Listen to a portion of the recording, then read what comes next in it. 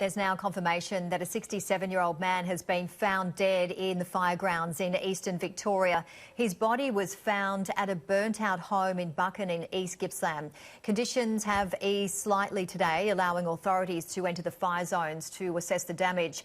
Andrea Crothers is at Bairnsdale and joins us live now. Andrea, just heartbreaking news coming out of Victoria, and there are still people missing.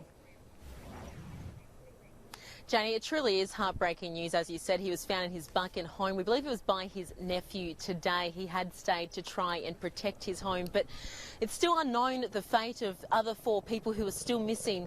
It's just been simply too hard for authorities to get into the areas where they have been last seen to try and track them down.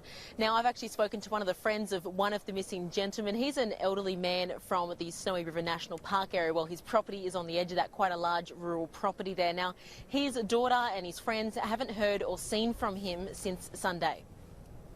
Look, I'm not going to become a commentator on whether people are in a position to be able to survive 2 or 3 days. At the moment, you've got patchy comms, so power's off, mobile phones are out in lots of different places. These are isolated communities, many of them. They're very small communities, and some of the people who are missing, we simply don't know what has happened to them. We can't therefore speculate other than to say we do have grave fears for their safety.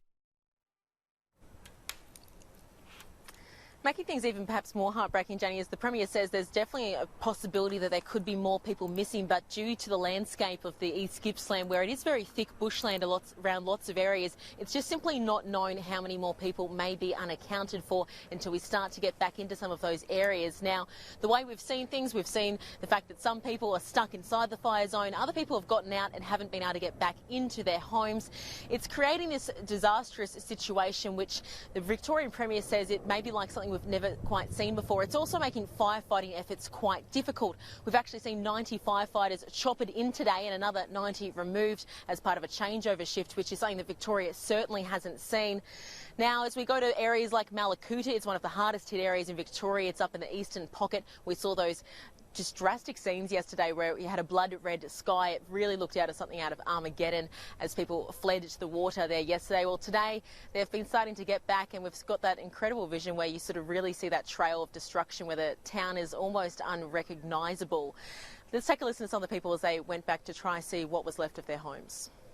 We were able just to go back to our car and just waited out there, and while we were sitting there we could just see all the fires all around us, and it was terrifying. I hope I never ever have to go through that again.